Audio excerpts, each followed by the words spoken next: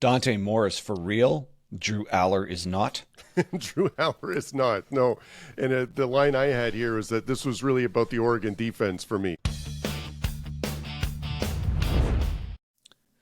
Welcome to Saturday versus Sunday. I'm John Barber, and with me is Jeff Dover, and let's talk football. That's right. We're a couple of average football fans. We watch football, college football on Saturday, NFL on Sunday. This is our review of our Oregon Penn State game. What are your initial thoughts? Dante Moore is for real. Drew Allar is not. Drew Allar is not. No. And the line I had here is that this was really about the Oregon defense for me, because coming in, Singleton and Allen are amazing. They were amazing last year. They had almost 1,000 yards rushing each last year, or they did have, I think, 1,000 yards rushing each. And they couldn't get it going. They couldn't run the ball, and then it puts it all on Drew Allar's shoulders, and his shoulders couldn't carry it. Nope. And that pick that ended the game in overtime looked a lot like the pick in the fourth quarter against Notre Dame in the playoffs. Oh, good point. With like 30 whatever seconds left, and then Notre Dame just a couple of plays to get into field goal range, game over. And he doesn't look any different. He hasn't improved at all. It's just he hit his ceiling like 3 years ago, it looks like, and this is just what he is. No, he's looked like that's a great point. He's looked like this the whole time. Like, this is exactly what he looked like a freshman, sophomore year. And you thought with the progression, they could, they'd have a super high ceiling, but it hasn't. Like, there was a good point. There was a point in the game where someone was wrapped around his legs and he was still trying to like throw the ball, downfield, and he was completely off balance. And it's like, you just don't do that. Like, when you're a senior, not to do that now. And it's just, and it's not like it's a Mahomes, I'm throwing back across my body, or I'm going to do a sidearm or something like that. Like, be creative. It's like, you just don't throw that ball. And it's surprising that he's still like that now. The play he threw the pick on there was double, if not triple coverage. There was for sure 3 defenders there and only one Penn State player there. Yeah. 2 of them were 100% between Allar and his receiver. And I think the third guy was the guy actually responsible for covering him. But it was it was the exact wrong place to go with the ball on that play. Yeah, he had no business throwing that ball. And it was, I had another note I had written down here. This is a game of really like sort of two games. So the first 3 quarters in overtime, Allar is terrible, like really, really bad. The fourth quarter sort of saves his numbers somewhat, because they went down the field and scored a touchdown, and he had a long touchdown pass, which looked great, which is fantastic. But which is sort of, we always talk about the box score like not matching up with a thing. Like, his numbers should be a lot worse. Like, they weren't great, but they should be a lot worse, because it was really bad for 3 quarters and 2 overtimes. Mm-hmm. Yeah, that one long pass looked really, it was awesome. And you could say at that point they're down 14 points in the fourth. They overcome the deficit, and especially the second drive there was like 15 plays. It was just grinding and grinding and grinding. And you're looking at that thinking, oh, okay, maybe they're finally going to figure this out. Maybe they're finally going to overcome it, because you could, I suppose, on the shorter drive with the really, really nice long touchdown pass, you could say, maybe a detractor could say, I got lucky. Right, he found the one guy. But that next drive, they just grinded them and grinded them. That was like an epic, like, we're here, we're exerting ourselves now drive. And then when it matters most, he makes the mistake. Yeah, and the announcers were saying that too, right?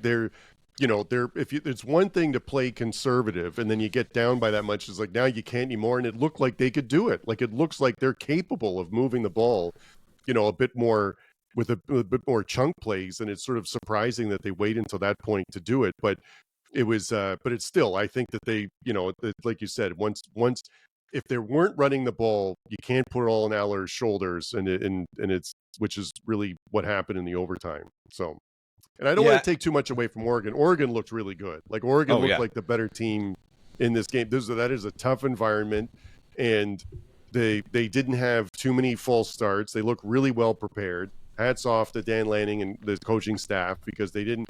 Some other teams today, we're going to talk more about the LSU Ole Miss or the Bama Georgia. If you haven't listened to those ones, go back and listen to those. but the crowd was a significant impact on some of those games and some of those plays. And it wasn't really the case here. Like, it looked like Oregon was prepared, and they really did look like the better team. All right, so to me, the best player on the field is Dante Moore, and it's not even particularly close. And I had the other Moore. I had Decorian Moore as the best looking player in the field. So for me, but that was he's really good too. Yeah, him and Bryant. Okay, so I don't, as of recording, we haven't heard if Sadiq's injury there was pretty significant, but I don't think he was. Kenyon Sadiq, their stud tight end. Yeah. I don't think. Remember, he got hit something. It wasn't even that bad looking out of bounds, but then he had to be like couldn't put weight on one of his legs. So as of recording, we don't know the significance of that injury, but that's one of their most important players. So they complete the overtime without him. But Moore, I was with the neighbors at a Penn State watch party bar here. How was that? It was wild. It was fun right up until oh man. And then at the interception, you can tell they all just sort of, they're like, yeah, that's Allar. Like, oh man. At the end, they all, I mean, they're what is the stat? 1-18 in Big Ten play against top 10 opponent. Like, Penn State fans are used to this. Like, generations of alumni were at the bar, and this is what they've seen, right? With this guy. God. He's basically Mark Richt at Georgia. Yeah. It's like, it's a good comparison. Yeah, but every time the camera, okay, so this what stuck out to me. Every time the camera caught an up close view of Dante Moore, there's no emotion here. He's just stone cold at all times, and I was like, oh, he's got it. He's like nothing. This kid is he's just straight through. Whether it's an up or a down, a good play, a bad, whatever it is, it looks like nothing phases him. If you can read into what someone looks like, whereas you can actually read the emotions on some other players' faces, Moore looks like he's like the robot back. He's like the Terminator back there. He's just the same on every play. Well, and I can't believe he's still a redshirt sophomore. I feel like he's been around a while. They were making a point in the beginning of the broadcast to say, like, he hasn't actually started that many games on the road, like in this environment, but he looked very composed. He looked, it wasn't too big for him on this day. And he had some hiccups, like, every now and then, but like never got too high, never too low, like you said, and was super focused and distributed the ball really well. He had an amazing day. He was 29 for 39 for 248 yards and 3 touchdowns. That's incredible. He significantly outplayed Allar. Yep. That's the key thing. Allar's the returning 4 or 5 year starter. Moore is the up and coming kid. Yeah. Moore looks way better than him. Like right now, an NFL scout, forget Allar. Moore's the pick here. Yeah. Allar, Cade Klubnik, and Garrett Nussmeier this season are playing themselves into the 7th round. Yeah. And Dante Moore, that's whenever he's coming out, that's a 1st round pick right there. Holy smokes, that guy. He's just awesome. And he's got the physical tools, but I really think he's got the brain for it. Like it looked like this game was just no big deal to him at all. Yeah. No, and it was. And again, Oregon's a really good team, right? They have a really good offensive line. They had really good skilled players or something. But, so some detractors might say, like, oh, he can, it's a really good team. You just have to get the ball out there and, game manager type thing. But I would point out that I felt the same way about Penn State going into this game. Like the receivers are supposed to be pretty good. They've got 2 amazing running backs, like but Drew Allar couldn't get it done, and Dante Moore did, and so that was a big part of the game. The other note I had here is that I thought Decorian Moore was one of the best players was the best player on the field, but so is Hills Jr., like the running back. He looked amazing too. Like those are 2 freshmen that are impact like freshmen, and they're going to really determine a lot of what happens to Oregon this season because they're really good and they could go a long way with them. I wonder if this is partly a story about talent acquisition. So Penn State brought in 3 receivers in the portal, Trevor Pena being one of them from Syracuse, and he has 2 receptions for 16 yards. Like they used him more on running plays. He has 3 carries or like the end arounds. Yeah, he got more yards running than passing. So how can they continually miss both recruiting receivers and transferring them in? I started to think to myself, oh, right, this isn't the receivers. It's Allar. It's Allar and something to do with Franklin's philosophy. Because Kotelnicki, when you watch Kansas's offense, it's just wild, all over the place, fun. And they're scheming people wide open, like tons of intermediate downfield passes, just stuff's going on at all three levels of the defense, creative runs, like can complete passes at all three levels all across the field. This is the offensive coordinator who's currently with Penn State when he was at Kansas. I mean, that's why they got him, because they saw that was one of the best offenses in the country. And if you watched Kansas during that time, one of the most fun offenses, put up points all over the place. He comes here, same old BS at Penn State. Allar's 14 for 25, 137 yards, 2 TDs, and that awful pick. And you got to remember, that's 137 yards in 4 quarters plus 2 OTs. Yeah, that's a key part. Well, because again, it was like 60 yards passing or something before the fourth quarter. Like and then they got like 60 almost in that one drive, right? So he really didn't play well. So that if you're a Penn State fan, how much are you missing Bo Pribula right now? Like, do you think that this game would have looked different with Pribula? Like, given what Pribula's doing at Missouri, do you think this would have looked different with him there? So that's what I'm trying to decide. Is it would Allar be better under a different head coach? Not a different OC, but a different head coach, because we know this OC can coach a really high flying offense. Or is Allar just the wrong guy? Because Pribula is lighting it up at Mizzou. He's just and the more he plays better there, the worse this looks here. Yeah. I mean, I'm worried that this sort of reminds me of a Justin Herbert situation where like he was in sort of handcuffed by the offense in college, like and had talent, but like just it never really looked that explosive, and then got to the NFL and you're sort of like, oh, where was this the whole time? But like, so I don't know if Allar's going to be like that or if it's going to be more of like a Cade Klubnik situation where he looks like he has potential, but it's just never really putting it together. And and after a while, like you said, I can't believe they're missing on all the portal people and the recruits and like at some point it sort of has to fall on the QB. All right, that's enough about Penn State. We got to refocus for the rest of this on Oregon. So, like you said, and like we both said, Moore is it. Yeah, DeCorian, both Moores are it. Dante Moore's totally it. DeCorian Moore's it. Gary Bryant was awesome too. Yes. So. They could spread it around. I mean, it's just the more complete offense. They put up more running yards, more passing yards. They were in control of this game for most of the game. Now, credit to Penn State. It's not they're not all the dumping we just did on Penn State. They're still a good team, and they made it to overtime here. But I actually never felt like Penn State was ever going to win this game. No. It just felt like Oregon was in control and was going to make the play that mattered. And this is now the longest home winning streak. It's at 22 or 23 now. For Penn State?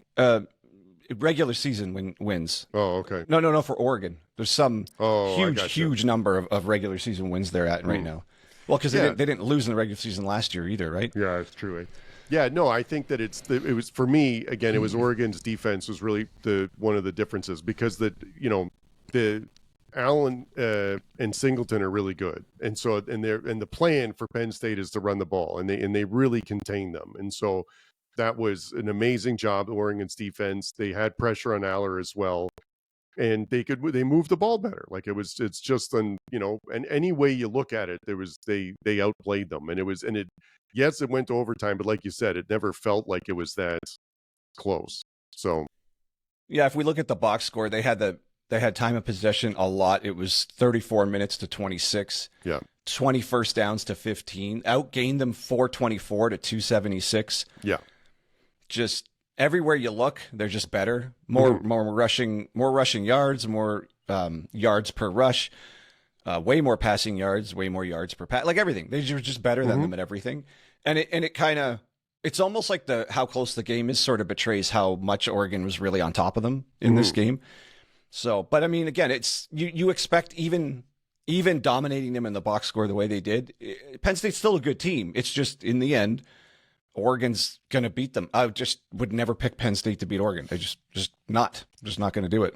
The other point that I had about the game was that you could really feel like both coaches were going for it. Like both coaches wanted to sort of, knew how important it was, because I've never seen a game where they had Oregon was 5 for 7 on fourth downs. The fact that you attempted 7, and Penn State was 3 for 3. So that's unusual.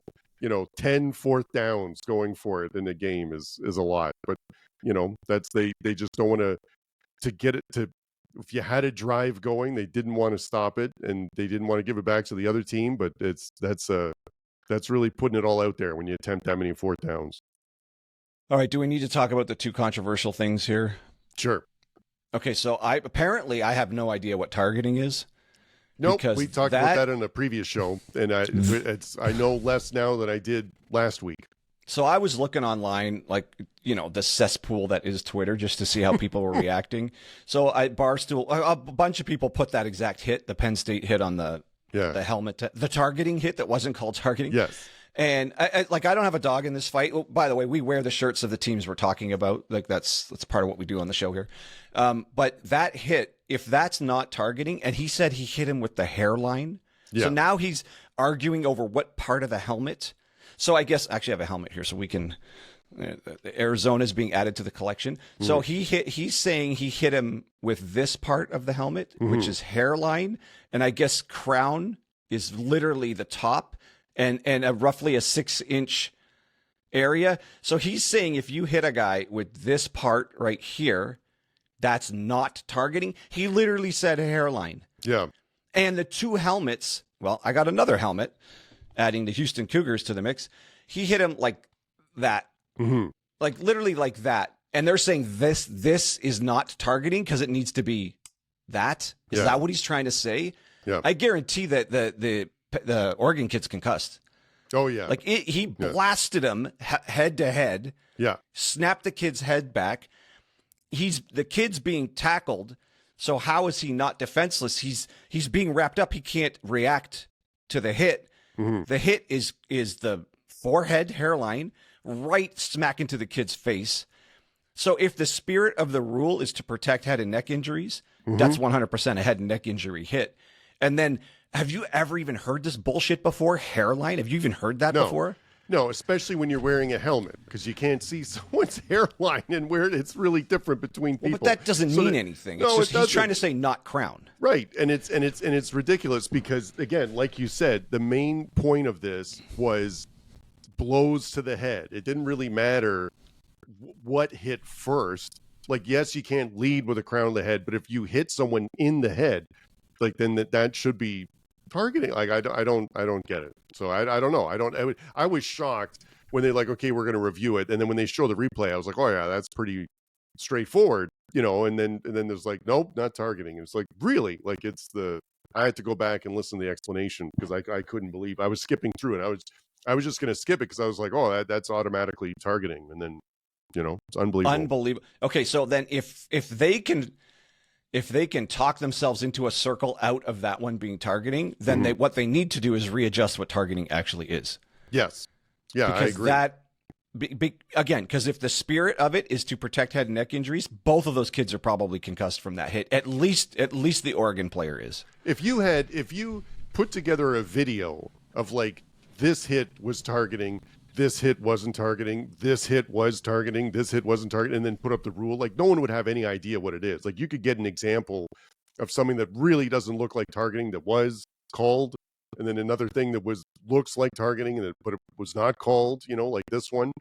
And so I don't know because that's what they did. I remember in the NHL when they made a rule change, like they would do video clips of like explaining like why something was, but if you put a video clip together of these, like no one would have any idea. So it absolutely needs to be fixed. Yeah, 1,000 football fans out of 1,000 would call that targeting. Yes. Until they heard that bullshit explanation. Yeah. And multiple times this year, guys have gotten thrown out for something way, way, way less. Yeah. Way, way less aggressive than that. And it's a really big deal. It's like those are key players. Like when someone's ejected, like that's a really big deal, especially when they're like starting middle linebacker, starting safety or something like that. Mm-hmm. Like that's, what's the other controversy you wanted to talk about? The knee down. I don't think, I guess if it was called the other way around, I suppose that was not conclusive enough to overturn a fumble recovery, ran back to the 50-yard line in a game this tight where Penn State really needed something to go their way. This is something that went their way, and then it got taken away, and I think it turned into a touchdown right afterwards. So now on replay, if you slow it down to like millisecond by millisecond, I guess you could say the knee looked like it what did they say, grazed the grass? Yeah. So I think it to me, it just seemed like, well, whatever you called it, it should just stay, because it was super hard to tell if it really touched the grass. So those two instances, that and the targeting, I'm like, what are these refs doing? Like both of those seem just wildly inconsistent from what you would expect when you saw it on replay. You're like, no, I don't know. I don't know if that's enough to turn it over. Yeah, I felt the knee down one was less egregious than the targeting one. Like, because it, at the end of the day, looked like it touched, like, okay, he's down, like that, that can happen. I agree with you, like in real time, or if you have to slow it down frame by frame, is that really what we're talking about here? Same thing with catching, like is it a catch or not? And if it shifts a little bit in the hand versus not, like, is that, you know what I mean?